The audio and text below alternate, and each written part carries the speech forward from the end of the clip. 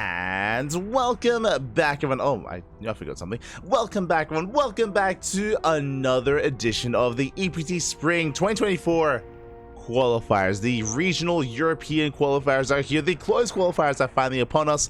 We just wrapped up with some of our other matchups. We just wrapped up with the Asia region, and now we are here to determine who makes it through the European region into the main regionals. Likewise, we have the America closed qualifiers later on in a couple of hours. So plenty of StarCraft here ahead of us.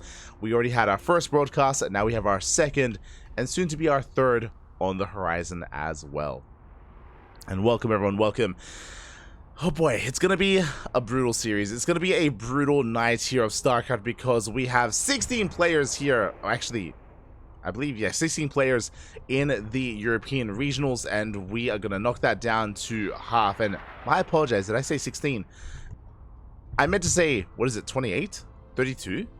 Jesus, that's a lot of players. oh my god.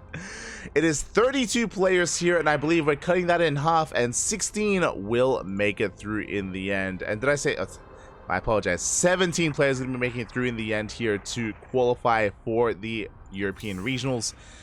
Oh boy, a lot of matches are ahead of us, and a lot of the matches are about to begin. Exclamation mark B. Exclamation mark B in the chat if you guys want to have a look at the back yourselves. It is quite a stacked qualifier here, and quickly just double checking, we have our first matchup before us. uThermal versus NightPhoenix is where we begin, but uThermal versus NightPhoenix is where we begin. We have many other matches that are beginning here. We have Showdown versus Shameless, we have Strange versus Papi, we have Deka versus Petit Drogo. Deka versus Drogo, Young Yakov versus Baby Marine, Middle VK versus Forjumi, Arch versus Aristri, Spazzy Mazzy versus Akedon, Geralt versus Boanan, Rodzin versus Arrowfire, and many more. Battlebee versus Nikic, Rom versus Spats, Goblin versus Art, Hate Me versus Milky Cow, Nickrat versus Mixu, and Exo Striker versus DNS. 16 best of threes are all beginning all at once, and we have to pick and choose where to go. And shout out to all the other casters out there. I believe Steadfast is casting in English. We have Rotterdam casting in English. We have plenty of other language streamers as well, casting in German, in French, in Russian, and plenty of other languages. Great to see so much representation here. And honestly, a lot of really good matches are ahead of us. Personally, I was keeping my eye on Young Yako versus Baby Marine, Spazzy Massive versus Akedon, Battlebee versus Nikic. A lot of really good TVZs. But I really did want to feature these two players here. We've been casting quite a lot of them as of late, and I would love to see how this does unfold. It is a Protoss versus random matchup, uThermal versus NightPhoenix. Let's go. Let us go. Vetoes are done. Map order has been chosen, and we're getting into game one on Oceanborn. Let's go. Let's go. I always here to cast the best match. I do my best. And here we go. Spawning in the bottom right hand corner of Oceanborn, we have our Ukrainian Protoss player, the red Protoss, representing himself, currently teamless. It is NightPhoenix. And spawning in the top left hand corner, we have his opponent. We have the typically Terran player, but the random player from the Netherlands, representing himself, currently teamless, rolling as Protoss. It is uThermal. uThermal. One moment as I set up the player names here in the chat as we settle on into our series. Bam! Okay, there we go. We have NightPhoenix settled in, and we have uThermal settled in as well. Beautiful. Okay, so again, as a reminder, uThermal did roll as random. He has been competing as random for a year now, for a couple of years. He, of course, competed as Terran back in the day, but he has since retired, and now he's more of a content creator more than anything. But in his, road to content creation, making YouTube videos and streaming, he has embraced the random race instead. Has been playing a lot of Protoss, a lot of Zerg. I will say that his Terran is still his best matchup, 100%. His Terran is by far his best matchup, his best race. But he's not too shabby with Protoss and Zerg. He has a lot of all-ins. He has a lot of all-ins as Protoss and Zerg. So I'm ready to bear witness to what all-in he has before us. As we settle into this PvP back at home, NightPhoenix opening up 2 gates. It's going to be a 2-gate opener on the low ground. Do you see uThermal confirming this build as well, as uThermal is going for a double gate opener here in his main base. So in general, NightPhoenix is a little bit more exposed here on the low ground. We could be seeing a 1 base all in as a reaction to try to punish this, but because NightPhoenix opened up 2 gate as well, it's unlikely, and we should be getting into standard openers. We should be just settling on in to game number 1. As it is going to be double Stalker out of NightPhoenix. It's going to be Stalker Sentry out of uThermal. Ooh, Proxy Pylon has been thrown down. This is set up to reinforce, and NightPhoenix may opt to throw down a Proxy Gateway here to set up for a 1 base all-in. Try to punish uThermal to try to shut him down. Again, NightPhoenix is known for his aggression in PvP, and there it is. Twilight Council has been thrown down. That is going to be for Blink. Show us that Proxy Gateway. We'll see if we do double back. And now the probe is being chased down. NightPhoenix turns back around as well. Yep, he's headed for that pylon, and he's going to be throwing down that gateway. We could even go for a robo, but I'm leaning more along the lines of gateways, and there it is. Proxy gateways on the way. 1 base all in. Straight up 1 base all in. It's going to be 4 gates. It's going to be 4 gate Blink, I imagine, as we have 3 gateways here in the natural base, 1 gateway across the map. Blink is on the way. 4 gate Blink out of NightPhoenix. And can we punish this more economic follow-up here of uThermal? The dance has begun. So far, decent control here, taking a bit of hull damage on these Stalkers. Likewise, almost does get the Sentry. Sentry pulls back. Shield batteries on the way. Bearing in mind with Blink, we could try to bypass this ramp. We could try to go straight for the main. Once Blink kicks in, instead we're going for the Stalkers, and we do have an overwhelming army here. NightPhoenix is able to take down the Stalker. Able to take that army lead. Warp Gate just now finishing up. NightPhoenix waiting for his own. And there we go. We have reinforcing Stalkers on the way. Shield battery is done. A second shield battery. 3rd shield battery on the way as well. uThermal, he hasn't confirmed the all-in, but he does smell it. He does sniff it out. Is aware that something is wrong. Stalker's just going to be going off. We do get a Sentry. We get 1, we get 2. Ooh, 2 Sentries, 2 Stalkers. Not the best trade here for NightPhoenix. As he barely does back up. Again, looking at the trades, NightPhoenix splitting out those 2 Stalkers. Not ideal when you are all in. Every unit is so precious. Every unit counts so much here. Imagine this army with 2 more Stalkers. Oh, we can one-shot though, just barely. We can barely one-shot. 2 Stalkers go down. 3rd Stalker barely survives. Immortal does make it out. And Blink is done. So far, good Blinks here from NightPhoenix. Does back off. And continues to reinforce across the map. Second Immortal's on the way. Again, NightPhoenix is on a timer. He's got to go. He has to end it here and now. Depowers that shield battery. Is going to take control of the natural. Going for the Nexus. And you can see he's trying to drag the army out of position, trying to draw it out into the open. We dive on top of the Immortal within two shot range. 1 Immortal for 1 Stalker. Good trade. GG gets called. NightPhoenix does break through and does take down uThermal in game 1. Whew, GG. That was a close one there. But sniping that Immortal was huge. And sniping the natural was huge as well, as NightPhoenix was able to just snowball out of control. GG does take a 1-0 lead. And now we're getting into game number 2. Whew. Again, in general, I want to favor NightPhoenix over uThermal unless uThermal rolls Terran, to be honest. Like, if we're able to get into that Terran, if we're able to get into that that main race, then that's when uThermal is at his strongest. But that's a big if, and we'll see if he can get there. Otherwise, it's going to be an uphill battle for uThermal as we're getting into game number 2.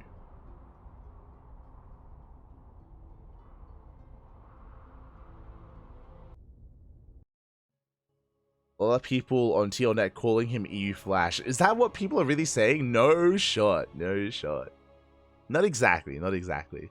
I mean, it's really impressive that uThermal was playing random, but Flash was pretty competitive with his off races. I'm not so certain about uThermal's off races. We've been seeing uThermal very much so hit and miss with his Protoss and Zerg, but here we go. We're getting into game number 2, and spawning in the bottom left-hand corner of Alkion, we have the Ukrainian Protoss player, the red Protoss, representing himself, currently teamless, but leading this series one game away from advancing on into a qualifying match. It is NightPhoenix. And spawning in the top right-hand corner, we have his opponent, we have the orange Terran player, rolling his main race, going for a proxy across the map. Let's go, Papi. It is the Terran player from the Netherlands, random, but picking and rolling as his main race. It is uThermal. I should emphasize that he did not pick the race, he did pick random, and NightPhoenix is coming in for a probe scout. He does have his gateway set up on the low ground because he didn't know, of course, to set up for the Reaper Cliff. Whilst playing in the dark, it is going to be a double gas opener, and uThermal is going for the proxy racks. Now, based on the rally, I think this is going to be proxy Reaper. We could try to go for something crazy like a tech lab, but I believe typically we delay the second gas in that scenario. So going to be proxy Reaper here.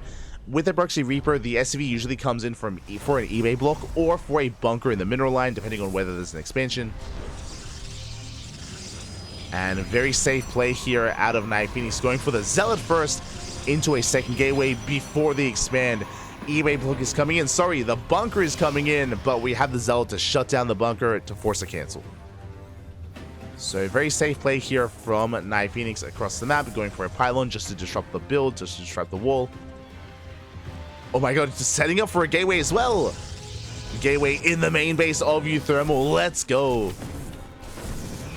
Yeah, the bunker is going to be denied. SCV goes down, and Reaper does slip into the natural. We do force a cancel. And across the map, boys have been pulled. A lot less mine time here as we do get us around on that pylon. Reaper gets into the main. Reaper gets into the main base, gets one probe kill. Gets a worker, that's something. Definitely, it looks like we might get a second probe as well. The pylon does fall. Gateway, we should be forcing a cancel here, as there is no backup pylon. Hopefully we don't let it finish. That's quite a big investment. Ooh, and the gateway, it does complete in the main. I guess it gives a little bit of scouting information, but that is an expensive scout there for NightPhoenix. Proxy pylon's on the way. Yo, do we go for one base all in? Let's go. Are we going to be committed here? There we go. Robo is on the way. Are we crazy enough to go for a proxy Robo into a Warp Prism to actually power up this gateway to make use of it? That would be wild. That would be crazy. Meanwhile, we did invest into a second Reaper. We do dive into the main. Oh, probes are going to be going down. What's at home to defend? Very little here as workers are falling. You see the Stalkers racing back home, but damage is being done. We get one, we get two probes, we get a third. Yeah, barely a third worker goes down. Shield Battery finally does finish up. That was so much less mining time for NightPhoenix. And the gateway is going to fall. Back at home, we have two Cyclones. We're getting into our CC, so uThermal trying to expand. Reaper comes back in. A big scout here by uThermal. He confirms that there is no expansion. He knows, he is aware.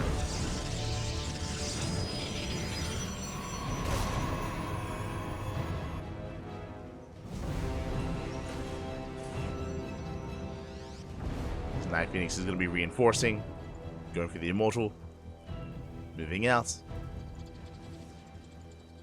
Is looking to move out, but breaking a one-basing Terran player here, it's going to be difficult. Not going to be easy. Tank is on the way. Tank comes out.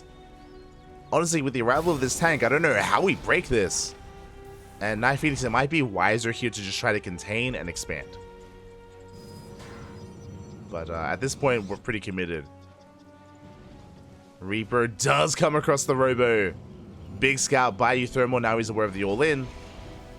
He does confirm. Yeah, bunker on the way, turrets on the way as well. We have Vikings, we have everything we need. Vikings going ham here on the Prism. Going for the War Prism, it does manage to escape. Tank barely out of range, gets a big shot off. But the tank is covering the ramp, not covering the main. Second tank has arrived. We're going for the dive. We go for the tank. Decent force fields here. Boys are being pulled. We get a surround of the stalkers. When so many stalkers are falling. And the Vikings, they dove on in. They got the prism. They force a recall. And NightPhoenix is being completely shut down.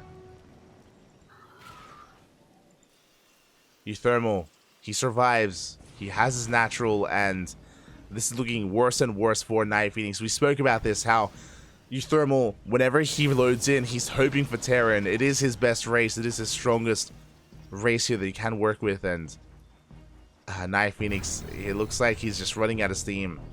Does have another War Prism on the way. I mean, like, there's no transitioning out of this. Like, we have to be all in. There's no other way. But we already have a second tank.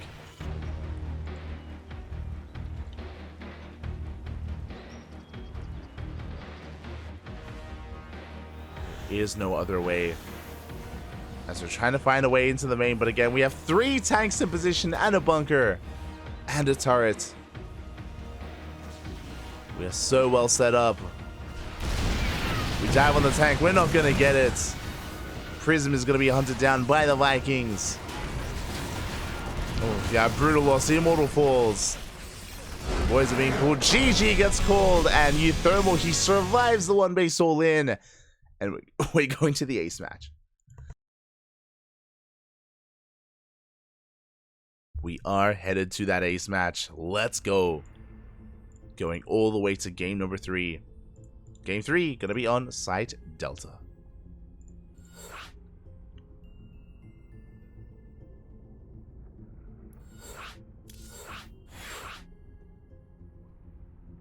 Here we go.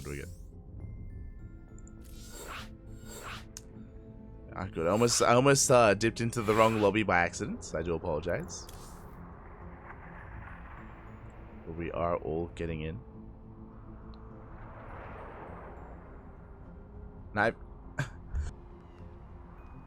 NightPhoenix would be 500 IQ with a low ground pylon. That would have been crazy. Again, it would have been crazy to go for something like that. But regardless, uThermal did a great job with his proxy Reaper. He was able to kill a lot of probes. Not just that, deny a lot of mining time. And also scout and confirm that there was an all-in coming. Because of all that information that the Reapers gave uThermal, he was able to prepare back at home, able to settle into one base with his tanks, turrets, Vikings, everything he needed. It was perfectly safe and sound. And with that, we go into game 3. Here we go.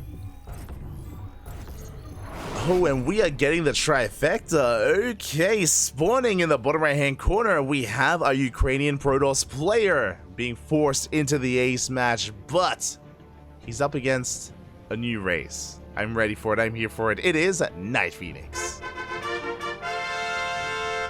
And spawning in the top left-hand corner, we have as opponent, we have the orange Zerg player rolling as Protoss. Typically a Terran, but rolling as a, well, landing on Zerg here. It is uThermal.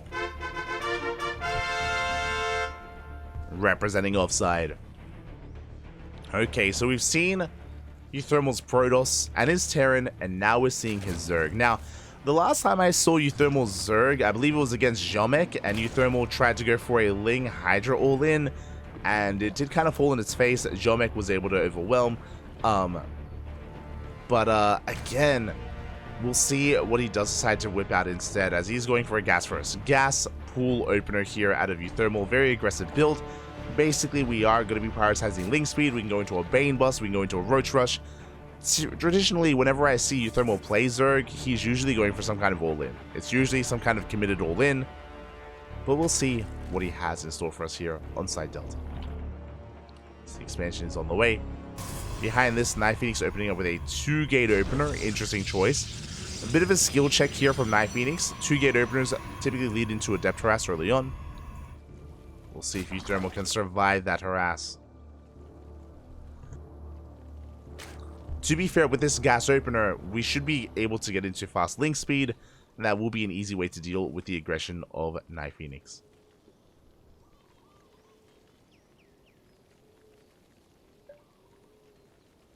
So there we go. We have the resources for it. Link speed is now on the way. Now on the way here as we are expanding. Behind this NightPhoenix, we have yet to take our own expansion, but we're just building up our minerals. There we go, we're making 2 adepts at a time. This is the power of a 2-gate opener. The downside here for NightPhoenix is that he is delaying his expansion, so his economy is going to be delayed in favor of adept harass. And we'll see what he can get done with it. Ooh, meanwhile, we're going for a 2-minute 30 lair. Very fast lair here from uThermal. I mentioned before that the last time he casted uThermal, he went for a 2-base Ling Hydra based all-in. If he can take extra gases, this could be the very same thing. Otherwise, this could be like a Ling Queen Nidus all-in, which I'm leaning more towards just because we're on so few drones. So I'm leaning towards Ling Queen Nidus all-in. We could maybe even go for Dropper Lords. Looking at these Overlords, Dropper Lord harassing to the main would make a lot of sense. So we'll keep an eye on these Dropper Lords here. Yeah, they're getting in position. Show us the Dropper Lords, Papi. As Lings are moving out. Lair is still not quite done. Again, the lair is required to morph in Dropper Lords. And uThermal is going for it. Cutting workers very early on. And there it is. Dropper Lords are on the way.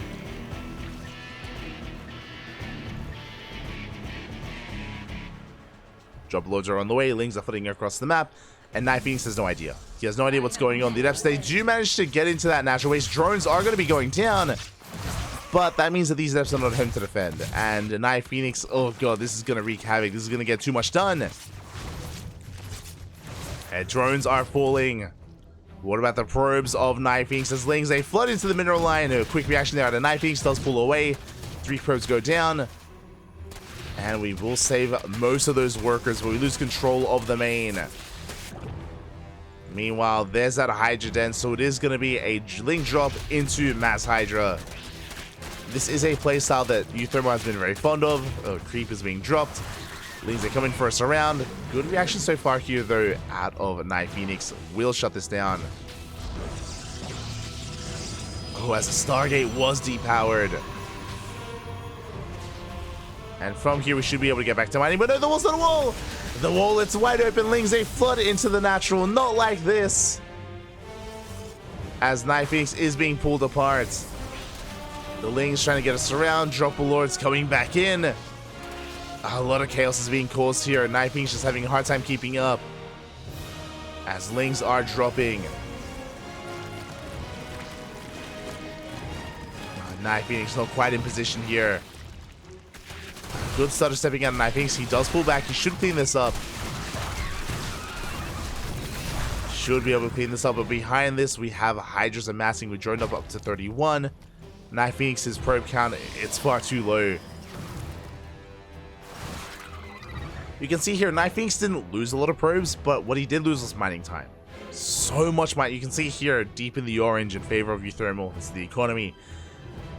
Because of that lost mining time, he's just been slowed down so much here. Barely has any workers. Barely has any probes.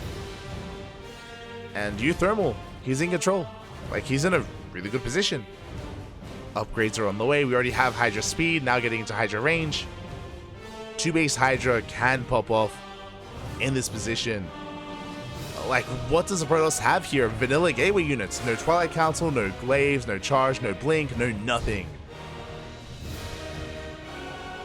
As the adepts are moving out, Hydras are already building up.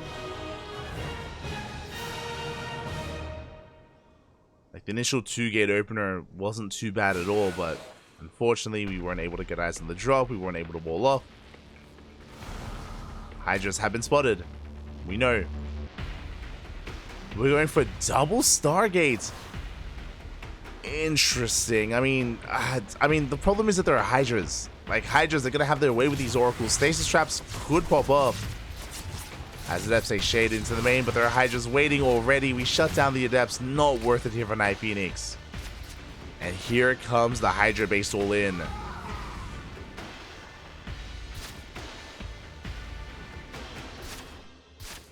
And here we go. Hydras are moving out. And outside of some miracle stasis traps, it's going to be a tough hold for NightPhoenix. As the Hydras are waddling in. Oh. And we're just amassing more Lings, amassing more Hydras. We're going to try and hold. Again, if these were Glaive Adepts, then maybe we can actually defend. These are Vanilla Adepts. Stay Trap does connect. Only gets 2 of those Hydras. And yeah, with Hydra range, we're just shutting down these gateways. Forcing an awkward engage. Shield are using what they can. Would you force the overcharge? Gateway does fall. Yeah, Stasis, it gets baited out by the Ling. Boys are being pulled. They have to be. NightPhoenix trying to pull off the defense, but again, he's just too far behind. Too much of a deficit. And uThermal, he started stepping forward. He's snowballing out of control. And GG gets called. uThermal will take the series 2-1, advancing on to a qualifying match. GG.